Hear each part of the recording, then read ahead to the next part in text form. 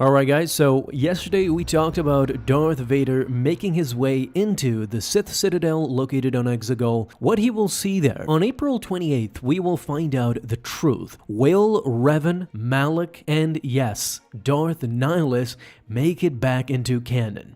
Because this concept art from the Rise of Skywalker that did not make the final cut in the film shows exactly what they were about to showcase in that movie. In the walls of the Citadel, you can clearly see these engravings of ancient Sith. Fans of the KOTOR series rejoice because all these characters are basically from that era. You have Darth Vader at the bottom fighting against Darth Malak, but if that wasn't enough, they continued. You got Tulak Horde at the upper right side, and right at the middle top area, you have none other but the Planet Eater himself, Darth NIHILUS. So today we talk about what Darth Vader will see inside the Sith Citadel. We'll explain how this connects with Darth NIHILUS, so stick around to the end of the video to find out exactly what Darth Vader will find out about Darth NIHILUS, one of the greatest Sith to have ever existed. When you step back and you see why Disney made these character legends, you can kind of understand, because at the time when these characters were released, they were clearly OP.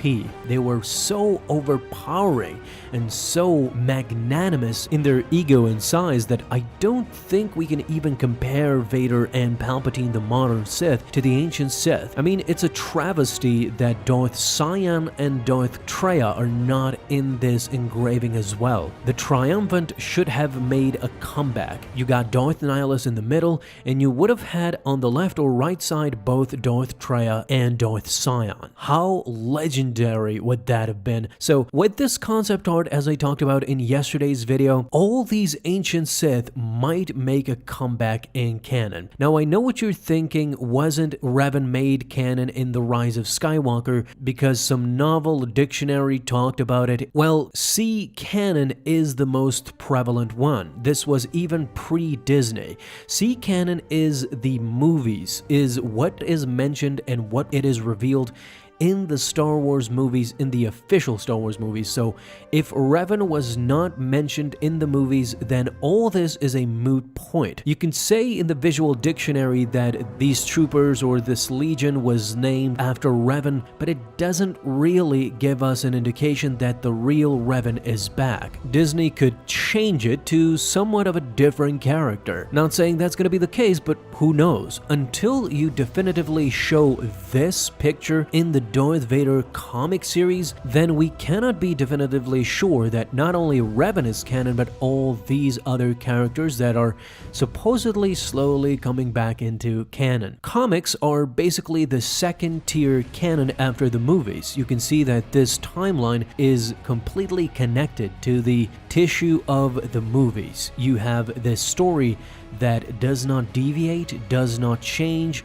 This is definitely what happened between Empire Strikes Back and Return of the Jedi. We're talking, of course, about the Darth Vader 2020 series. What we hope to see in the Darth Vader number 11 issue coming April 28th is Darth NIHILUS making a comeback together with all these ancient Sith. It is in fact Vader who will find out about all these ancient Sith, and as I said before, it could be a guide telling him slowly who these ancient Sith are. What Vader will find out about Darth NIHILUS, for example, is that he basically lost everything in the wars in the final battle at the planet of Malachor 5. The mass shadow generator super weapon, which surrounded the planet with a destructive spatial phenomenon, gave off the mass shadow explosion, experiencing the shadow that obliterated almost everything on and around the planet.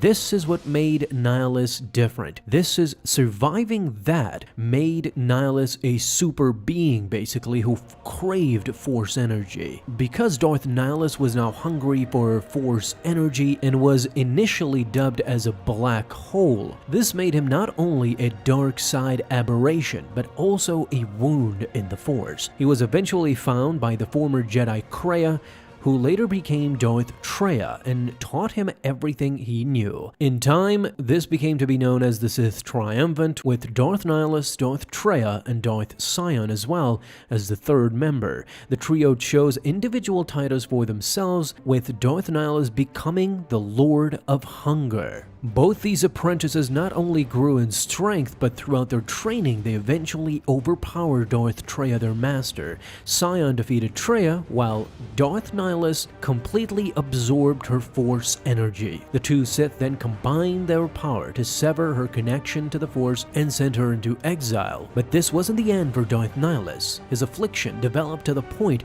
where the Dark Lord of the Sith was forced to call upon the dark side to encase his spirit within his mask and armor to stay alive. You can clearly see the connection between Darth Sidious and Darth Nihilus. From what the Rise of Skywalker showed about Darth Sidious and his plans to become immortal and live through the dark side of the Force, you can see that both Darth Nihilus and similar to Darth Sidious needed energy to survive. This is mirrored by Palpatine draining the life force out of Ben Solo and Rey in the Rise of Skywalker.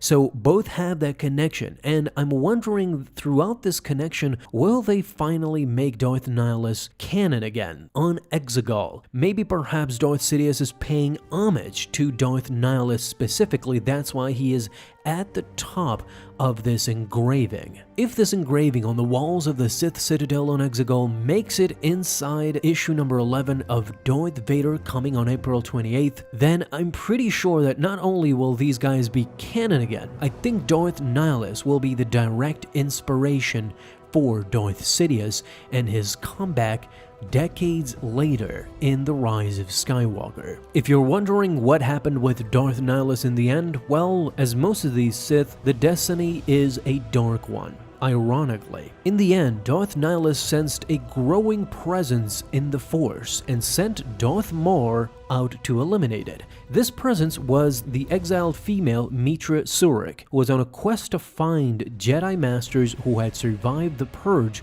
with the aid of Darth Vader, who had now renounced her Sith teachings and became Kreia again. Combining both of their forces, they eventually tricked Darth Nihilus into engaging in a basically lost war. Nihilus met a large Republic and Mandalorian fleet at Telos 4 that distracted him. In the end, it was Meetra Surik who defeated Darth Nihilus in an ensuing duel, and his flagship was destroyed, in the end with explosives. It is important, however, to note that the Sith Lord's armor maintained his spirit and was collected for burial on the Sith homeworld of Korriban, where his soul could be contacted with a holocron of his own creation. With this tidbit in mind, it is no surprise why Darth Sidious would have a connection with Darth Nihilus. Palpatine, in fact, was a curator of these artifacts, and it would not surprise me if he had contacted the spirit of Darth Nihilus, especially now that Star Wars has shown us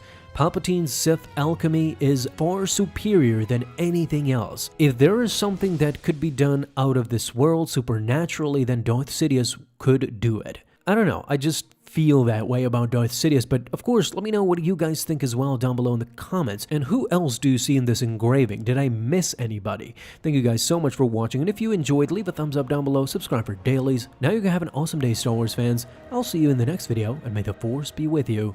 Until then.